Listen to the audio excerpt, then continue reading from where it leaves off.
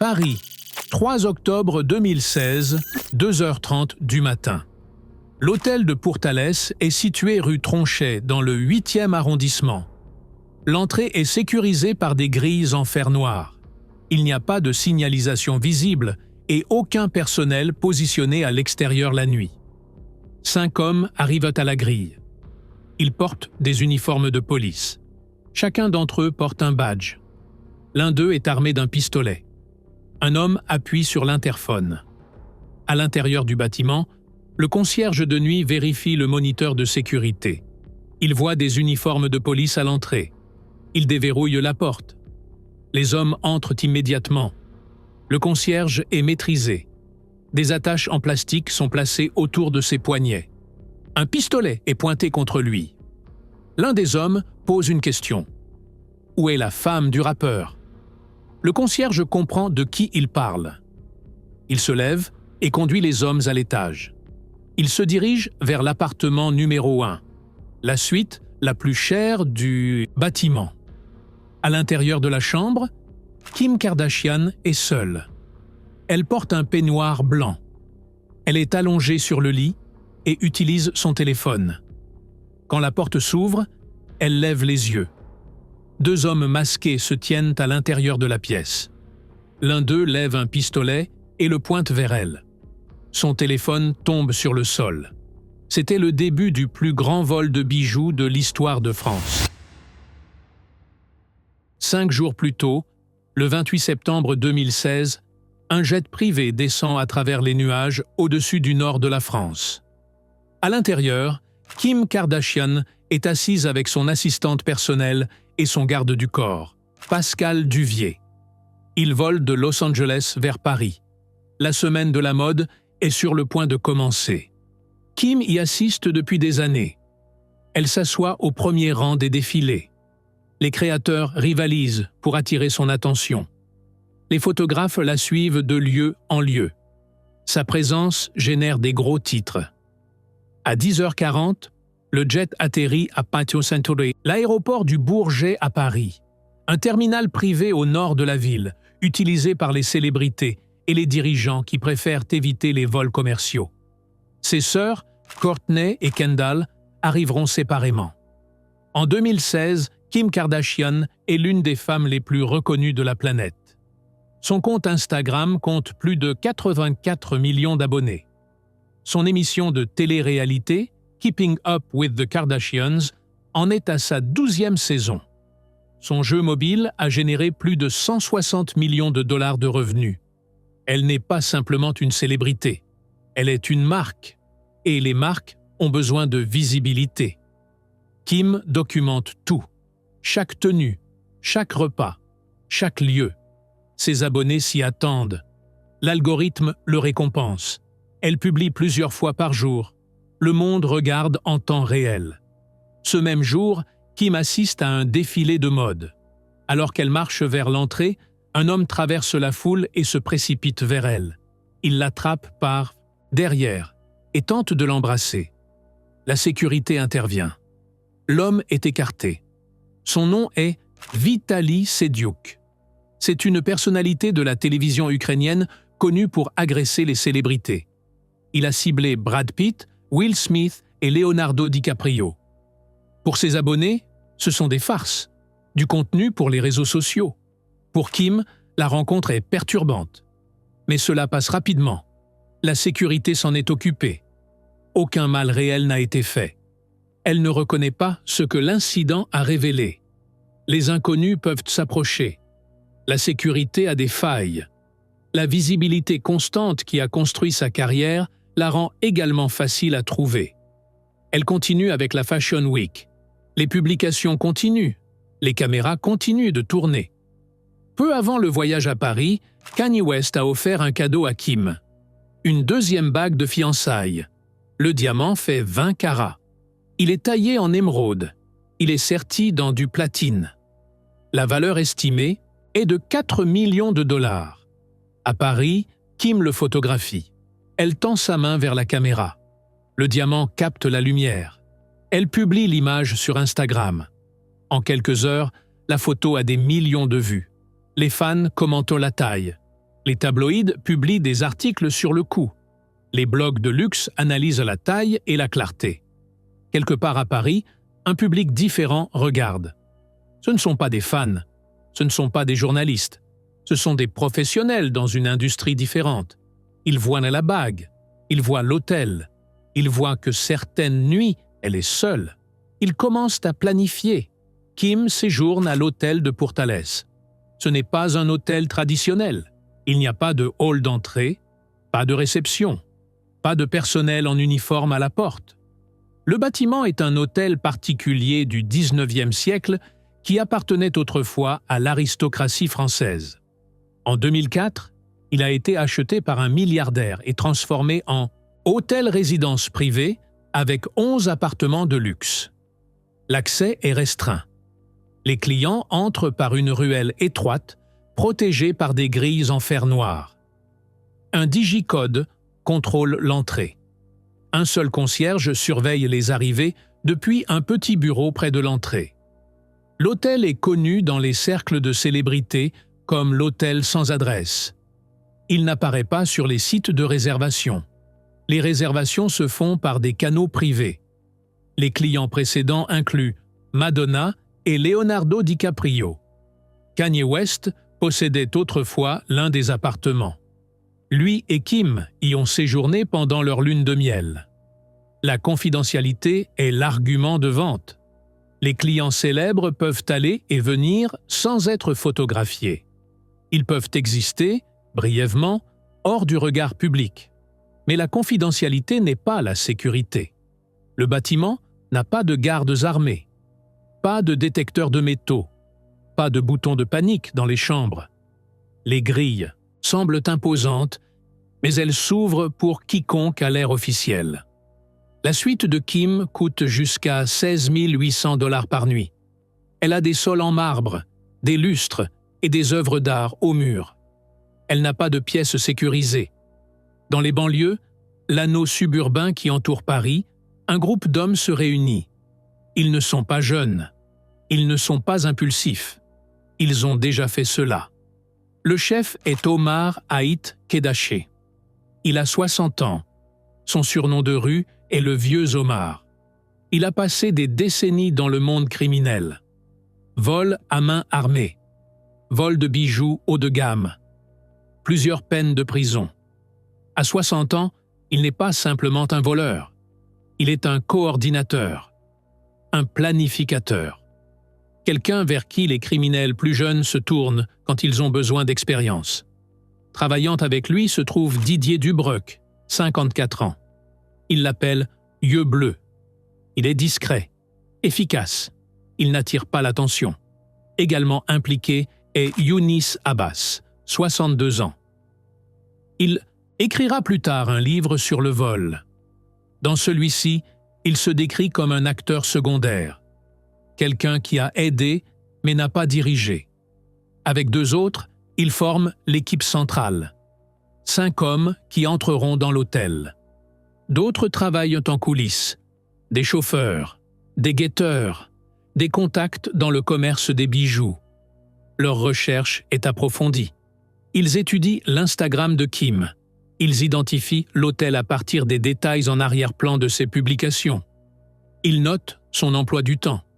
Ils observent que son garde du corps n'est pas toujours présent. Ils apprennent que l'hôtel a une sécurité minimale. Ils chronomètrent les itinéraires de patrouille de la police dans le quartier. Ils acquièrent des uniformes de police. Ils obtiennent de faux badges. Ils sélectionnent des vélos pour la fuite. Les vélos sont silencieux. Ils ne déclenchent pas les caméras de circulation comme le font les voitures. Ils peuvent disparaître dans la ville. Le plan est établi.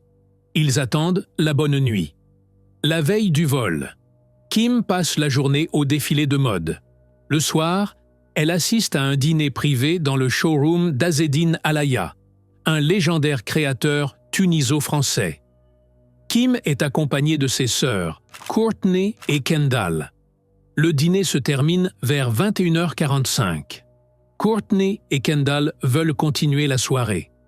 Elles décident d'aller à l'Arc, une boîte de nuit près des Champs-Élysées. Kim est fatiguée. Elle veut retourner à l'hôtel. Pascal Duvier, son garde du corps, propose de l'accompagner. Elle refuse. L'hôtel est sécurisé. Elle ira bien. Elle lui dit de rester avec ses sœurs. Pascal accepte. Il part avec Courtney et Kendall vers la boîte de nuit. Kim retourne seule à l'hôtel de Pourtalès. Elle arrive vers 1h du matin le 3 octobre. Elle entre dans sa suite. Elle enlève son maquillage. Elle prend une douche. Elle enfile un peignoir blanc. Elle se met au lit. Son amie et styliste, Simone Harouche, séjourne dans une chambre à l'étage inférieur de la même suite. Elle dort déjà. Kim prend son téléphone. Elle fait défiler les réseaux sociaux. Dehors, les rues de Paris sont calmes. 90 minutes plus tard, la porte s'ouvre. 2h18 du matin. Les caméras de rue dans le 8e arrondissement enregistrent 3 hommes pédalant vers la rue Tronchet. Ils portent des vestes sombres avec des bandes réfléchissantes, des uniformes de police. Derrière eux, 2 autres hommes approchent à pied. À 2h30 du matin, les 5 hommes atteignent l'entrée de l'hôtel de Pourtalès. Les grilles en fer sont fermées. La porte principale est verrouillée. L'un des hommes appuie sur le bouton de l'interphone. À l'intérieur, le concierge de nuit vérifie la caméra de sécurité. Il voit des uniformes de police. Il voit des badges. Il ouvre la porte. Au moment où la porte s'ouvre, tout change. Le concierge est saisi immédiatement. Une arme est pressée contre son corps. L'un des hommes parle français.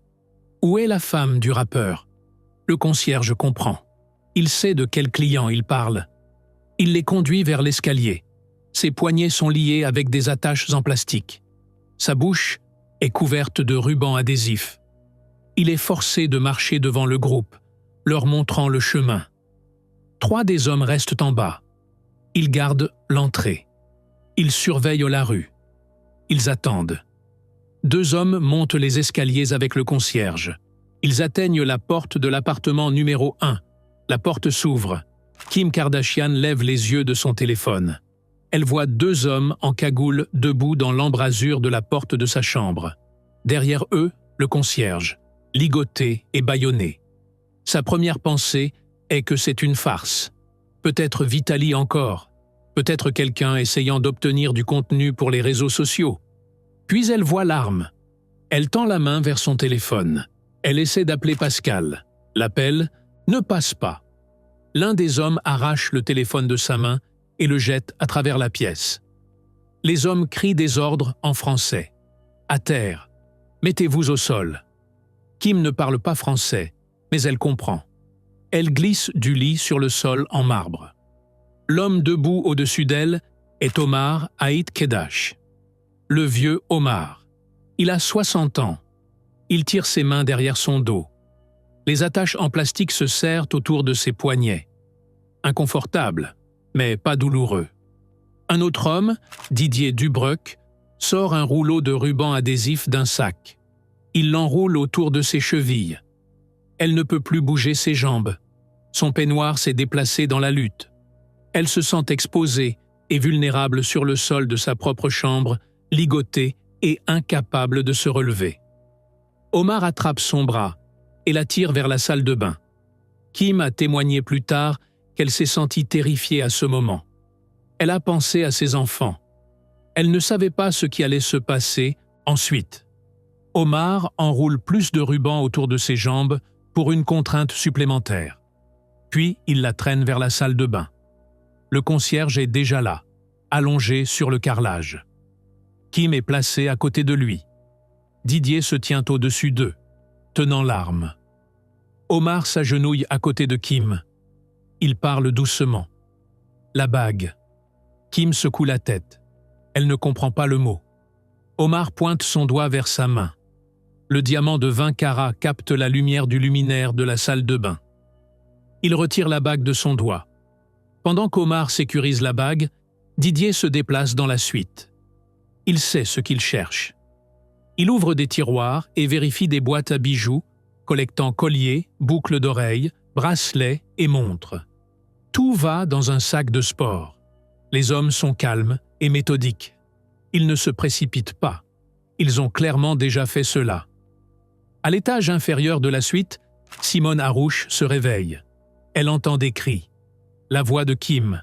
Quelque chose ne va pas. Simone ne monte pas. Elle court vers la salle de bain de son étage et verrouille la porte derrière elle. De l'intérieur, elle attrape son téléphone et appelle Pascal Duvier. Pascal est à la boîte de nuit L'Arc avec Courtney et Kendall. Il répond au téléphone. Il entend la voix de Simone. Elle est paniquée. Elle chuchote. Quelque chose se passe à l'hôtel. Pascal ne pose pas de questions. Il court vers la sortie. Il sprinte à travers les rues de Paris vers l'hôtel. La distance est de moins de 2 kilomètres. Il la couvre aussi vite qu'il le peut. À l'intérieur de l'hôtel, l'un des hommes gardant l'entrée reçoit un signal. La police approche de la zone. Le message est relayé à l'étage. Omar et Didier attrapent le sac de sport. Ils ont ce pourquoi ils sont venus. Avant de partir, ils poussent Kim plus loin dans la salle de bain. Ils ferment la porte. Ils ne la verrouillent pas, mais Kim ne le sait pas.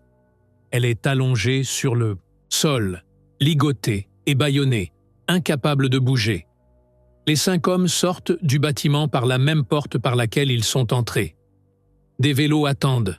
Ils montent sur les vélos et pédalent dans la nuit. Pendant la fuite, quelque chose tombe de l'un des sacs. Un collier croix en platine. Il atterrit sur les pavés. Les hommes ne s'arrêtent pas. Ils continuent de pédaler. Le collier vaut environ 31 000 $. Il sera trouvé le lendemain matin. Quand Pascal Duvier atteint l'hôtel, les hommes sont partis. Les vélos ont disparu dans le labyrinthe des rues de Paris. Il n'y a pas de voiture à poursuivre. Pas de plaque d'immatriculation à tracer. Juste le silence et le son de sa propre respiration. Simone trouve Kim dans la salle de bain. Elle la libère de ses entraves. Kim tremble, elle pleure. Elle n'arrête pas de répéter les mêmes mots. « Je pensais qu'ils allaient me tuer ». La police arrive en quelques minutes, mais Kim hésite à s'approcher d'eux. Les voleurs portaient des uniformes de police. Comment peut-elle être certaine que ce sont de vrais policiers? Elle reste en retrait. Elle les observe attentivement. Le commissaire de police assigné à l'affaire ne reconnaît pas immédiatement le nom de la victime. Il demande à un officier à côté de lui. L'officier cherche sur son téléphone. En quelques secondes, il voit son nombre d'abonnés, 84 millions. Il comprend l'ampleur de ce qui s'est passé. De l'autre côté de l'Atlantique, Kanye West se produit en direct à New York. Quelqu'un s'approche de la scène et lui chuchote à l'oreille. Il arrête le concert au milieu d'une chanson. Il dit au public qu'il y a une urgence familiale. Il quitte la scène. En quelques heures, il est dans un avion pour Paris. Au lever du soleil, l'histoire a atteint tous les grands médias sur Terre. Le gros titre est partout. Kim Kardashian braquée sous la menace d'une arme à Paris. 10 millions de dollars de bijoux volés. Le braquage est accompli. Dans les jours suivant le vol, la police de Paris n'a presque rien. Les hommes portaient des gants. Il n'y a pas d'empreinte digitale. Les téléphones qu'ils ont utilisés étaient des téléphones prépayés jetables, achetés en espèces et jetés après usage. Les vélos avaient été volés dans différents endroits à travers la ville des jours avant le braquage. Ils ne peuvent pas être retracés jusqu'à leurs utilisateurs. Mais les enquêteurs ont une pièce à conviction. Les attaches en plastique. Quand les attaches en plastique ont été fixées autour des poignets de Kim et des mains du concierge, quiconque les a manipulées a laissé des traces d'ADN, des cellules de peau, de la sueur, du matériel trop petit pour être vu, mais assez grand pour être analysé. L'ADN est extrait et comparé à la base de données criminelles française. Aucune correspondance. Les échantillons ne correspondent à personne dans le système. L'enquête stagne. Les 257 enquêteurs considèrent tous les angles. Le concierge a ouvert la porte sans résistance. Était-il impliqué? La police l'interroge longuement.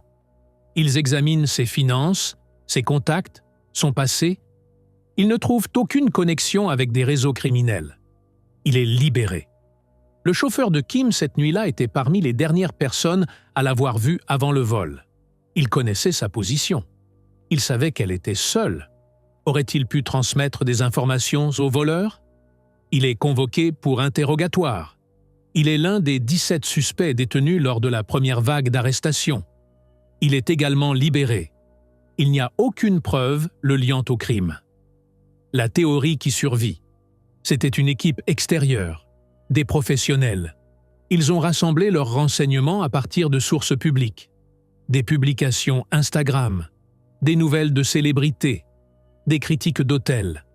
Ils ont exploité l'écart entre la visibilité de Kim et sa protection réelle. La question n'est pas comment ils l'ont trouvé. La question est qui ils sont.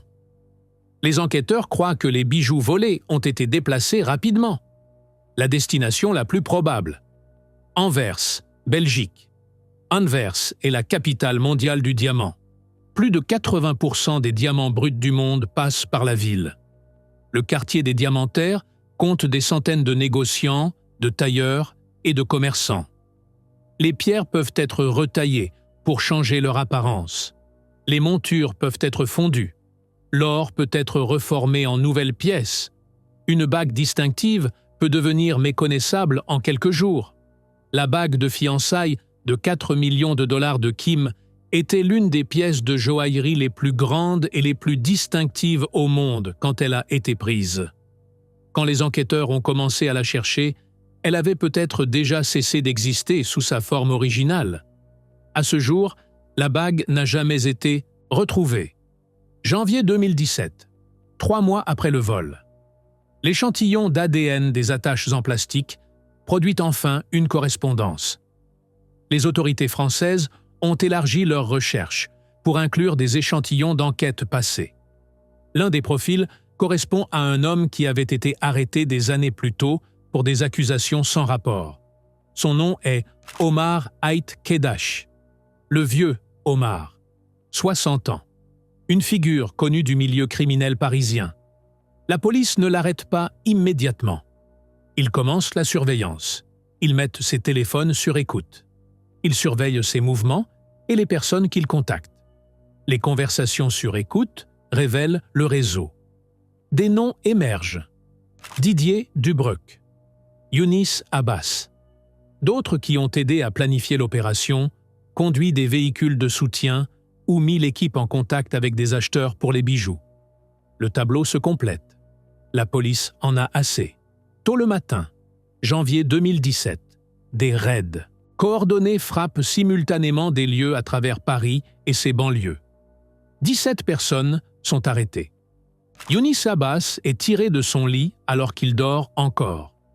Omar Ait Kedash est arrêté dans un autre lieu. Didier Dubreuc est trouvé et détenu. Les 5 hommes qui sont entrés dans l'hôtel cette nuit-là sont maintenant en garde à vue, ainsi que ceux qui ont aidé à planifier le vol, conduit les véhicules de fuite ou arrangé la vente des bijoux. Les suspects ont entre 40 et 70 ans. Les médias français leur donnent un nom, la bande des papis. Kim Kardashian est informée immédiatement. Les hommes qui ont envahi sa chambre, qui ont ligoté ses poignets, qui ont pointé une arme sur son visage, sont enfin menottés. Le procès prend des années pour arriver à sa conclusion. En 2025, le verdict final est rendu. 10 accusés font face à des charges liées au vol. Les preuves sont accablantes. L'ADN des attaches en plastique, les images de surveillance des caméras de rue, les conversations téléphoniques sur écoute dans lesquelles les hommes discutent du braquage et de ses produits. Plusieurs accusés avouent. Omar Ait Kedash, maintenant sourd et en déclin de santé, écrit une lettre d'excuse à Kim Kardashian. Il exprime des regrets pour ce qu'il a fait. Il dit qu'il n'avait pas l'intention de la traumatiser. 8 des 10 accusés sont reconnus coupables. Omar reçoit 8 ans de prison. Les autres reçoivent des peines allant de 3 à 8 ans.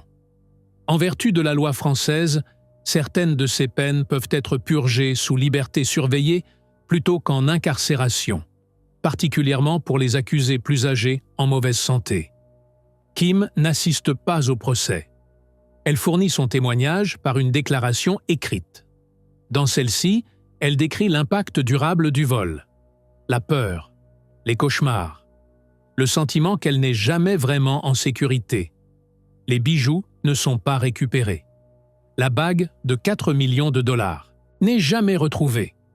Les peines sont prononcées. Le procès se termine. Dans les heures suivant le vol, Kim Kardashian a pris l'avion pour New York. Elle a couvert son visage avec une couverture noire en marchant vers la voiture qui l'attendait. Les caméras l'ont suivie comme elle l'avait toujours fait. Mais quelque chose avait changé. Pour la première fois de sa carrière, elle est restée silencieuse. Pas de publication Instagram, pas de mise à jour Twitter, pas d'apparition publique. La femme qui avait construit un empire sur la visibilité a disparu de la vue. Quand elle est finalement revenue à la vie publique, les changements étaient visibles. Elle a cessé d'afficher des bijoux coûteux en ligne. Elle voyageait avec plus de sécurité. Elle a parlé publiquement de l'anxiété, de la peur, de la difficulté de se sentir en sécurité dans sa propre maison. Le vol est devenu une ligne de démarcation, avant et après. La personne qu'elle était dans cette chambre d'hôtel, faisant défiler son téléphone, inconsciente de ce qui allait arriver, n'existe plus. Cette version de Kim Kardashian a pris fin quand la porte s'est ouverte. Les hommes qui l'ont volée ont été attrapés. Ils ont été jugés. Certains ont été punis. Mais la punition n'est pas la même chose que la réparation. La bague de 4 millions de dollars n'a jamais été récupérée. La peur qu'elle a éprouvée dans cette salle de bain est permanente. Aucune peine ne peut l'effacer. Omar Haït Kedash s'est excusé.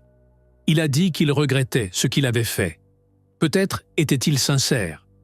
Peut-être était-il simplement vieux et malade et espérait-il la clémence. Cela n'a pas d'importance. Des excuses n'effacent pas un traumatisme. C'est ici que l'histoire se termine. Pas avec la justice, pas avec la clôture, mais avec la réalité que certaines choses, une fois prises, ne peuvent être rendues. Les bijoux peuvent être remplacés. La bague peut être refaite. L'argent peut être regagné.